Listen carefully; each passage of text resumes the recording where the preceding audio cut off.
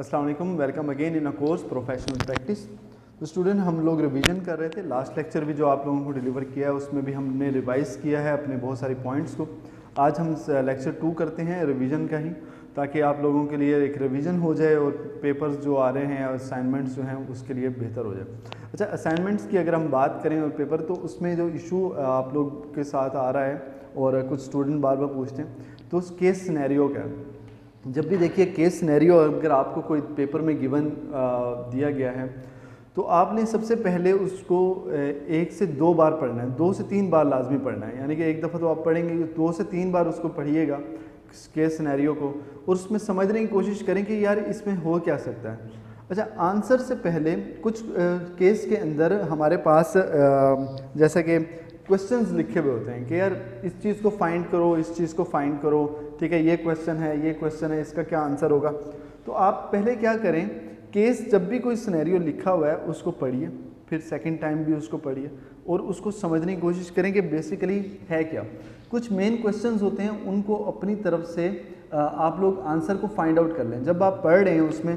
जैसा कि मैंने आपको बताया था, केस सिनेरियो के अंदर हमारे पास जब भी आप उसको रीड कर रहे हैं तो सबसे पहले हाईलाइट कर लें कि यहाँ पर इशू क्या है। सबसे पहले इशू को हाईलाइट कर लें कि यार किस चीज़ के बारे में बातें हो रही है। ज़ाहिरी बात है, अगर हम केस स्टडी कर रहे हैं अपनी प्रोफेशनल प्रैक्टिस के अंदर, तो हम लोग किसी ना किसी इशू को डिस्कस कर रहे होंगे। कोई ना कोई ऐसी बात होगी जिसको हम हाईलाइट करेंगे, उसके बाद उसको हम सोल्यूशन देंगे, ठीक है। तो ये हम लोगों ने हाईलाइट, जब भी हम पढ़ रहे हैं, मेन चीज़ अपनी तरफ से पहले तो आपने इशू उसका फाइंड आउट कर लेना है कि यार हम किस केस के ऊपर बात कर रहे हैं, आखिर ये केस डिस्कस ही क्यों किया जा रहा है। अच्छा, उसके बाद आप लोगों को उसी केस के अंदर शायद आपको सॉल्यूशन भी प्रोवाइड कर दिया जाए। अगर नहीं प्रोवाइड किया जाएगा तब आप सोचेंगे कि यार इस केस का इशू जो है, वो सॉल्यूशन जो है वो हम ये चीज़ दे सकते हैं। हो सकता है आपको कोई केस जो है वो आ जाए आपके एग्ज़ाम में कि किसी भी कंपनी के बारे में आ जाए कि ये इशू वहाँ पर आ रहे हैं, और आपने अब उसको मैनेजमेंट से मिलकर आपने बताना है कि हम इसको कैसे सॉल्व कर सकते हैं, तो आपका सॉल्यूशन भी उस पर पॉइंट ऑफ करें। दूसरा, ये टाइटल, सम केस ऐसे भी हो सकते हैं कि उसमें लाजमी ये क्वेश्चन पूछ लिया जाता है कि जी आप इस टाइटल को, इस जो हमारे पास सिनेरियो पूरा दिया हुआ है, इसका टाइटल क्या महसूस करेंगे।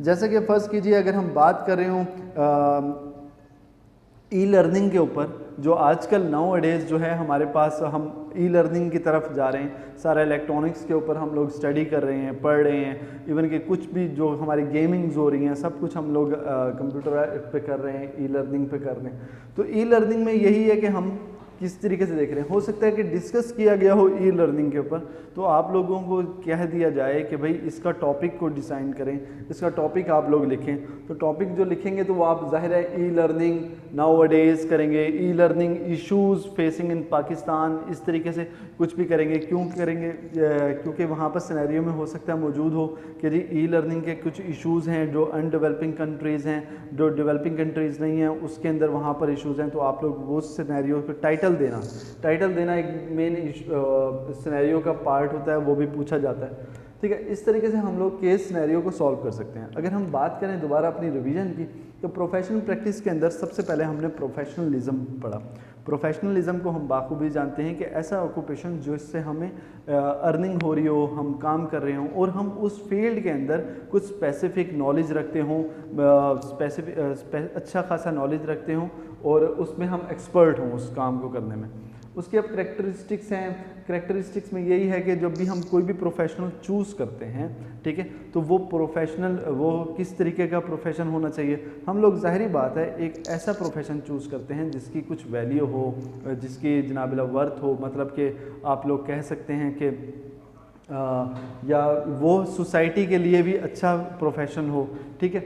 उसके बाद हम लोग अगर ट्रेड्स की बात करते हैं, उसमें ट्रेड्स की बात करें या करैक्टरिस्टिक्स के अंदर ही देखिए, जब भी हम अगर कोई भी प्रोफेशन चूज़ करें, फ़र्ज़ कीजिए हम आर्मी चूज़ कर रहे हैं, तो उसकी करैक्टरिस्टिक्स हैं कि yes we want to serve our country, ठीक है, और हम लोग अपनी कंट्री को सर्व करना चाहते हैं, हम लोग लोगों की खिदमत करना चाहते हैं, हम कोई NGO बनाते हैं। क्यों बनाते हैं? हम लोग चाहते हैं हम गरीब की मदद करें, बेवा औरतें हैं उनकी मदद करें। तो इस तरह की सारी चीज़ें उसके करैक्टरिस्टिक को डिफ़ाइन करती हैं, जब भी हम बात करते हैं ट्रेड्स की, तो ट्रेड्स के अंदर आ जाता है सीरियसनेस होना, आपकी जॉब के अंदर आप लोग सीरियस हों, आप लोग ऑनेस्ट हों, आप लोग क्या कहते हैं हेल्पफुल हों, और अपने आप को कूल रखें, प्रेशराइज मत हों। ख़ास तौर पे कूल रखने से मुराद यहाँ पर कि जब भी देखिए, जब भी हम जॉब कर रहे हैं, काम कर रहे हैं किसी भी हम ऑर्गेनाइजेशन में, आप सॉफ्टवेयर डेवलपर हैं और आपको आपके मैनेजर ने कह दिया है, और इस तरह के सिनेरियो भी आते हैं पेपर के अंदर, कह दिया है कि हमारे पास टाइम लाइन जो है वो बहुत ज़्यादा कम है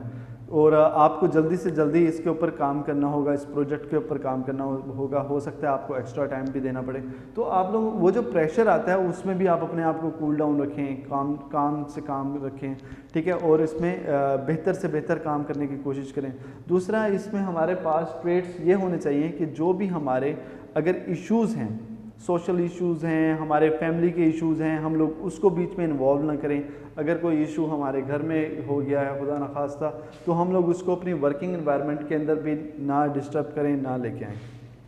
अच्छा, उसके बाद हमारे पास है डोंट फॉलो द लीड।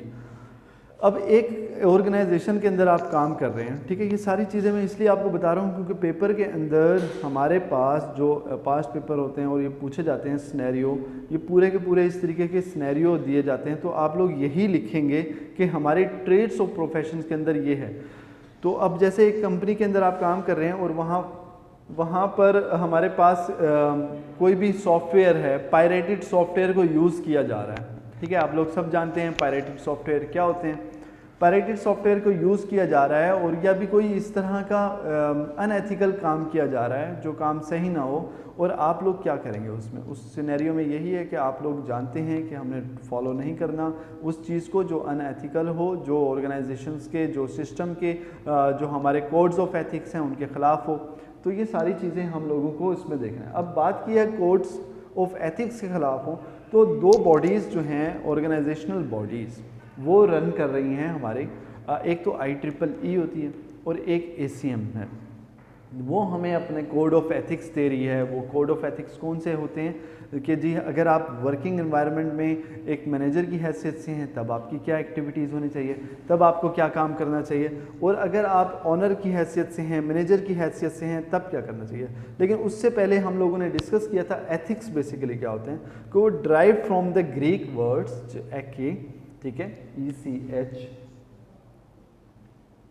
ये ग्रीक वर्ड्स हैं जिसका मतलब है करेक्टर, कि आपका करेक्टर जो है वो कैसा है, आपका बिहेवियर कैसा है। आप एक ऑर्गेनाइजेशन में काम करते हैं तो आप लोग किसी दूसरे के लिए बाइसे ज़हमत तो नहीं बन जाते, ये सारी चीज़ें इसके अंदर हैं। अच्छा, ethics means something more than law and morals, ये हमने बहुत डिस्कस किया पहले भी कि जी एथिक्स जो है आपका करेक्टर वो आपके लॉज से, आपके मॉरल से भी ज़्यादा है। अब लॉ क्या होता है, मॉरल क्या होता है, वो आपको एग्जांपल भी दे चुका हूँ कि अगर एक ट्रैफिक सिग्नल के ऊपर आप जा रहे हैं, ट्रैफिक सिग्नल्स आपने क्रॉस कर लिया और रेड लाइट है और आप लोग उसको क्रॉस कर गए, ठीक है, तो आपने एक लॉ को ब्रेक किया जिसकी आपको सज़ा मिलती है, ठीक है, आप पनिशमेंट होगी, आपको चलान हो सकता है, आपको जेल हो सकती है, कुछ भी इस तरह का। मॉरल्स जो हैं वो आपकी आपने छोटों की इज़्ज़त नहीं, छोटों से प्यार, बड़ों की इज़्ज़त करना, इस तरह के काम मॉरल्स जो आप लोग कह सकते हैं यार बड़ा ही अजीब किस्म का बंदा है ये, ठीक है। लेकिन जो एथिक्स है इनसे भी हट कर है, मतलब कि कह लें कॉन्शियंस, आप लोगों का जो ज़मीर है वही आपका मर्ज़ है, आपको कोई अच्छे की बुरे की तमीज़ ना हो और आप लोगों में बिल्कुल एथिक्स ही ना हो, उस चीज़ को डिफ़ाइन करते हैं, और ये अगर ना हो तो बहुत ज़्यादा ख़तरनाक बात है। अच्छा, उसके बाद कंप्यूटर के एथिक्स की अगर हम बात करें as a professional of the software engineering या कंप्यूटर साइंस, तो देखिए जब भी हम किसी ऑर्गेनाइजेशन के अंदर काम कर रहे हैं, ठीक है, कि जहाँ पर सॉफ्टवेयर डेवलपमेंट हो रही है या आपका सॉफ्टवेयर हाउस है या कोई भी सर्विस प्रोवाइडर हैं आप लोग, तो कंप्यूटर के एथिक्स के मतलब आप एक डेवलपर हैं, आपने कोई एप्लीकेशन ऐसी बना दी है जिससे आप लोग चाहें तो, आप लोगों को इल्म है, आप लोग एक परमिशंस रख सकते हैं, आप लोग चाहें तो उनका डाटा जो है वो चोरी कर सकते हैं, और बहुत सारी इस तरह के केसेस सामने भी आए हैं। तो आप लोग उनका डाटा चोरी कर सकते हैं, सिक्योरिटी प्रोवाइड अच्छी ना करें और आप लोग डाटा लेकर किसी को आगे सेल कर दें या उसकी पर्सनल लाइफ को वो करें, हिट करें, ठीक है। और या दूसरा, डाटा आपने जो ट्रांसफ़र हो रहा है, एक कम्युनिकेशन हो रही है, तो उसकी डाटा की इंटीग्रिटी का कोई मसला हो जाए, उसके डाटा की वैल्यू ही चेंज कर दें, कोई भी इस तरह की बात सारे कम कर दें, तो ये सारी की सारी चीज़ें एज अ कंप्यूटर डेवलपर, एक सॉफ्टवेयर डेवलपर को ये चीज़ें, इस चीज़ों का ख्याल रखना चाहिए। अच्छा, उसके बाद अगर हम बात करते हैं कंप्यूटिंग इश्यूज़ की, कुछ कंप्यूटिंग इश्यूज़ हम लोग डिस्कस कर चुके थे। इसी के अंदर एज अ डेवलपर आप लोगों को चाहिए जो भी कंप्यूटर बनाते हैं, जो भी एप्लीकेशन बनाते हैं, कोई भी सिस्टम बनाते हैं, किसी को वेबसाइट बना के दे रहे हैं, कोई भी चीज़, तो उसमें प्राइवेसी का सबसे ज़्यादा ख्याल रखिए। ठीक है, तो सबसे पहले हमारे पास एक हो जाता है प्राइवेसी, जो इशू के अंदर है। इसको हमने बहुत ज़्यादा हाईलाइट रखना है कि हम लोग दूसरे की प्राइवेसी को ब्रीच मत करें, उसको ख़राब मत करें। कि computer creates a false sense of security, people do not realize how vulnerable information store on the computer are. तो हम लोग उनकी प्राइवेसी, जो भी प्राइवेसी वो शेयर कर रहे हैं, किसी के साथ डाटा शेयर कर रहे हैं, उसका ख़ास ख्याल रखें। जब भी हम कोई एप्लीकेशन बनाते हैं और यूज़ करते हैं, डाउनलोड करते हैं, तो हमारे पास एक ऑप्शन आ जाती है, प्राइवेसी की ऑप्शन आती है, टर्म एंड कंडीशन की ऑप्शन आ जाती है। तो हम उसको किस तरह की एक्सेस दे रहे हैं, क्या उनसे ले रहे हैं एक्सेस, तो ये सारी चीज़ों का हम लोगों का ख्याल रखना चाहिए। ऐसा ना काम करें जिससे दूसरे को हर्ट हो। अच्छा, उसके बाद प्रॉपर्टी से यहाँ पर मुराद है इंटेलेक्चुअल प्रॉपर्टी। इंटेलेक्चुअल प्रॉपर्टी एक सेल्फ एक बड़ा टॉपिक है जिसको हम ऑलरेडी डिस्कस कर चुके हैं, जिसमें कॉपीराइट्स है, पेटेंट्स है, ट्रेडमार्क्स है। ठीक है, ये सारी चीज़ें इसके अंदर आ जाती हैं। अब इंटेलेक्चुअल प्रॉपर्टी बेसिकली होता क्या है कि जो चीज़ हम लोगों ने खुद बनाई हो, खुद एक नई से ईजाद की हो, तो वो हमारी प्रॉपर्टी हो जाएगी। राइट, अभी आपने एक एप्लीकेशन कोई भी बनाई है, अब आप ही उसके ऑनर हैं, क्योंकि आपने वो बनाई है अपनी जहनियत से, अपने सोच से, आपने कोई कॉन्सेप्ट दिया है। ठीक है, तो उसको सेल करना, उसके ऊपर ऐड करके उसको अर्न करना, एडिंग कर देना, एडवर्टाइजमेंट कर देना, उसको कर देना, या उसको बिल्कुल फ्री सोर्स कर देना, ये आपके ऊपर डिपेंड करता है। अगर आपने कोई इस तरह की प्रॉपर्टी बनाई है, एप्लीकेशन बनाई है, तो हो सकता है कि मैं उसको यूज़ करके उसके अंदर थोड़ी सी मॉडिफिकेशन करके जस्ट और अपने नाम से सेल कर दूं, तो दिस इज़ अनएथिकल। ये हमारे बिल्कुल एथिक्स के बिल्कुल ख़िलाफ़ है। तो ये हमें दूसरों की प्रॉपर्टी का, इंटेलेक्चुअल प्रॉपर्टी का भी ख़ास तौर पर ख्याल रखना चाहिए। अब एक्सेस जो है, एक्सेस थर्ड पॉइंट पे, access to the computing technology, access to the data. अब जोन सी भी हमने चीज़ बनाई है उसमें एक्सेस दे रहा किसी भी चीज़ को, या एक्सेस कर लेना किसी के डाटा को। अगर कोई एप्लीकेशन यूज़ कर रहा है तो इतनी सिक्योरिटी, इतनी प्राइवेसी रखनी चाहिए कि आप लोगों का जो डाटा है वो कोई और एक्सेस ना कर सके। इस चीज़ का ख़ास तौर पर ख्याल रखना चाहिए। तो और द लास्ट में एक्यूरेसी के ऊपर बात की थी हम लोगों ने। एक्यूरेसी में यही है कि जो डाटा हम लोग ट्रांसफ़र कर रहे हैं, जो बात हम मांग रहे हैं, वो चीज़ लाजमी होना चाहिए। अच्छा, जब भी हम सॉफ्टवेयर को डेवलप करते हैं, हमें चाहिए हम रिलायबिलिटी का ख्याल रखें, हम रीयूजेबिलिटी का भी ख्याल रखें, हम अवेलेबिलिटी का भी ख्याल रखें। अब रीयूजेबिलिटी क्या होती है? देखिए, जो भी हमने कंपोनेंट्स बनाया है, जो भी हमने डिवाइस बनाई है, राइट, तो उसमें हम लोग चाहते हैं कि उसको बार बार रीयूज़ कर सकें, या कंपोनेंट बेस्ड यूज़ कर सकें, उसका कुछ पार्ट यूज़ कर सकें। ऐसी एप्लीकेशन बनाएं जिससे हम लोग उसको रीयूज़ कर सकें। ठीक है, सॉफ्टवेयर को कोई भी चीज़ बना रहे हैं।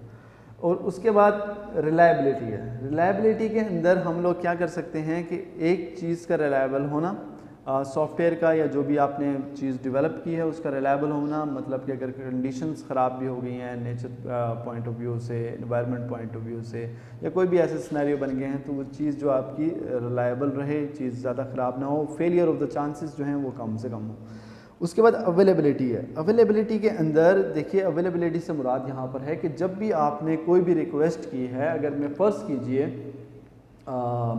गूगल यूज़ कर रहा हूँ, राइट, गूगल यूज़ कर रहा हूँ, तो उसके बाद मैंने कोई भी चीज़ सर्च की है, या फेसबुक यूज़ कर रहा हूँ, फेसबुक यूज़ करने के बाद मैंने अपना लॉगिन पासवर्ड दिया है, लॉगिन पासवर्ड देने के बाद वहाँ से मुझे रिक्वेस्ट ही जो मैं चीज़ मांग रहा हूँ, मतलब कि मैंने लॉगिन और पासवर्ड किया, तो उसके बाद चाहिए कि मेरा जो प्रोफाइल है वो खुल के सामने आ जाए। लेकिन अगर ऐसा नहीं होता और अवेलेबिलिटी नहीं एक्सेस होती और वहाँ पर कोई एरर आ जाता है, जी सर्वर इज़ नॉट अवेलेबल, तो ये चीज़ नहीं होनी चाहिए हमारे पास। अच्छा, उसके बाद कुछ और डिस्कस कर लेते हैं कि कोड ऑफ एथिक के अंदर हमारे पास क्या क्या चीज़ें आ जाती हैं। अच्छा, गोल्स ऑफ एथिक्स जो हैं उसके अंदर भी यही है कि हम प्रोवाइड्स करते हैं an aid individual decision making, presentation address 9 different cases जो हैं उसमें। अच्छा, गोल्स ऑफ एथिक्स के अंदर जब भी हम एथिक्स को पढ़ लेते हैं और ये पॉइंट्स जो हैं 9 जैसे intellectual property, privacy, confidentiality, professional quality, fairness और डिस्क्रिमिनेशन, लाइबिलिटी है, सॉफ्टवेयर रिस्क है, कॉन्फ्लिक्ट ऑफ इंटरेस्ट है and unauthorised access to the software computer system. अब देखिए, इंटेलेक्चुअल प्रॉपर्टी का जब हमें पता होगा इंटेलेक्चुअल प्रॉपर्टी क्या होती है, पेटेंट्स क्या होते हैं, कॉपीराइट्स क्या होते हैं, पायरेटेड सॉफ्टवेयर को यूज़ करना या पायरेटेड जो थिंग्स हैं उनको यूज़ करना वो क्या है, इलीगल है। तो जब भी हम मैनेजमेंट में होंगे, अगर मैनेजमेंट के लिए पॉइंट ऑफ व्यू से, तो हम लोगों को डिसीजन करने में आसान हो जाएगा। जब भी हम कोई भी केस सिनेरियो डिस्कस कर रहे हैं तो केस सिनेरियो के अंदर हमें अगर इंटेलेक्चुअल प्रॉपर्टी का पता होगा, हम लोगों को प्राइवेसी, कॉन्फिडेंशनैलिटी का इशू का पता होगा, तभी हम कोई भी केस सॉल्व कर सकते हैं, अदरवाइज हम कोई केस सॉल्व नहीं कर पाएंगे। तो इंटेलेक्चुअल प्रॉपर्टी आप लोगों से डिस्कस कर चुका हूँ, प्राइवेसी वगैरह डिस्कस कर चुका हूँ, ये सारी चीज़ें। इसी तरह सॉफ्टवेयर रिस्क अगर की बात करें, देखिए कोई भी सॉफ्टवेयर अगर हम बना रहे हैं तो उसमें हो सकता है रिस्क का इश्यूज़ हो। एक सॉफ्टवेयर अगर बना लिया, अगर हम रूम की अपने बात करें, यहाँ पर फायर अलार्म लगे हुए हैं, ठीक है, फायर अलार्म लगे हुए हैं और यहाँ पर अगर खुदा न खास्ता आग लग जाती है और आपके सॉफ्टवेयर में, आपके सिस्टम में, आपके डिवाइस में, आपके प्रोडक्ट में कोई भी इशू आ जाता है और वो सही से डिटेक्ट नहीं करते, स्मोक डिटेक्ट नहीं करते फायर का, और उसके बाद जो हमारे ये वाटर इनलेट्स हैं ये ओपन नहीं होते, तो प्रॉब्लम होगी, आग जो है वो ज़्यादा बढ़ सकती है। तो ये एक रिस्क है। वो किस बेस के ऊपर रिस्क है कि हाँ जी, आपके जो सॉफ्टवेयर, आपने जो डिवाइस बनाई हुई थी वो सही से वर्क नहीं किया, जिसकी वजह से आग जो है वो ज़्यादा फैल गई है, ठीक है। और दूसरा फेयरनेस और डिस्क्रिमिनेशन की बात की थी। फेयरनेस और डिस्क्रिमिनेशन की बात, रेसिज्म की बात, मतलब कि हम लोग ने कोई एक केस हमें मिल गया और जिसको हमने डिस्कस भी किया था ऑलरेडी, कि हमारे पास एक सिनेरियो है कि एक यूज़र हमारे पास आता है और उसके बाद वो कहता है कि मुझे जॉब्स जो है ना, लोग जॉब्स अप्लाई कर रहे हैं मेरी साइट के ऊपर, तो मैं चाहता हूँ एक ऐसी साइट बनाए कि मैं एडवर्टाइजमेंट करूँ जॉब्स के लिए, लेकिन जो गोरे लोग हैं, वाइट पीपल्स, उनको मैं प्रेफरेंस दूं, और ख़ास तौर पे जो मर्द हजरात हैं उनको मैं प्रेफरेंस दूं, उनकी जो सीवी है, उनकी जो जब वो अप्लाई करें, जब उनकी प्रोफाइल बनेगी वो अप्लाई करें, तो मेरे पास ज़्यादा उनको चांसेस ज़्यादा मिलें कि वो जॉब मिल जाए। और जो ब्लैक पीपल हैं उनको बेशक इग्नोर कर दूं मैं, और वो सेकंड प्रायोरिटी के ऊपर आएँ, और इसी तरह जो वुमेन्स हैं वो भी सेकंड प्रायोरिटी के ऊपर आएँ। तो ये चीज़ बिल्कुल फेयरनेस नहीं है, ये डिस्क्रिमिनेशन है। आप लोग डिस्क्रिमिनेशन कर रहे हैं वाइट पीपल्स में और ब्लैक पीपल्स में, आप लोग डिस्क्रिमिनेशन कर रहे हैं फेयरनेस के पॉइंट ऑफ व्यू से वाइट एंड ब्लैक में, और बॉयज़ और गर्ल्स में आप लोग उनको प्रेफरेंस दे रहे हैं। तो आप उनसे पूछ सकते हैं ऐसा क्यों कर रहे हैं, तो वो कहें कि जी मैं बस चाहता हूँ कि वाइट लोग जो हैं वो तरक्की करें, ठीक है, और या मर्द हजरात जो हैं वो तरक्की करें। तो ये दिस इज़ टोटली अनफेयर। आपको चाहिए कि आप लोग इस तरह का काम ना करें, इस तरह का कोई सॉफ्टवेयर वगैरह अगर आपको मौका मिलता है बनाने का, ऐसा ना बनाएं, बल्कि उसके खिलाफ एक्शन लें कि आप इस तरह क्यों करना चाह रहे हैं। इस तरह नहीं है, ऑल आर इक्वल्स। हो सकता है कि जो ब्लैक पीपल्स हैं दे आर मोर इंटेलेक्चुअल, वो ज़्यादा उस जॉब को क्वालिफाई करते हों, उस पॉइंट को क्वालिफाई करते हों, या उसमें स्किल्स उनकी ज़्यादा हो, लेकिन जस्ट फॉर द डिस्क्रिमिनेशन और फेवरिज्म की फेयरनेस के ऊपर, फेवरिज्म के ऊपर आप लोग किसी को दूसरे को जो कि ज़्यादा डिज़र्व करता है उसको आप लोग इग्नोर नहीं कर सकते, और ना ही आप लोगों को उसको इग्नोर करना चाहिए। उसके बाद IEEE के कोड्स ऑफ एक्शन से, उसके अंदर हमारे पास एथिक्स के अंदर एक्शन, जो हम लोग जो भी हम काम कर रहे हैं उसके ऊपर हम लोगों को एथिक्स को डिस्कस करेंगे। और नेक्स्ट लेक्चर में हम लोग प्रोडक्ट्स को भी डिस्कस करेंगे, जो हम प्रोडक्ट बना रहे हैं, तो जजमेंट पॉइंट ऑफ व्यू से, मैनेजमेंट पॉइंट ऑफ व्यू से हम लोगों को किस तरीके से डिसीजन लेने चाहिए, प्रोफेशनली तौर पे कुलीग्स के साथ अपने किस तरीके से काम करना चाहिए। तो ये सारी चीज़ें इंशाल्लाह हम नेक्स्ट रिवीजन के टॉपिक में डिस्कस करेंगे। तो दैट इज़ फॉर टुडे। इंशाल्लाह नेक्स्ट लेक्चर में आप मुझे डिस्कस करेंगे। Thank you so much.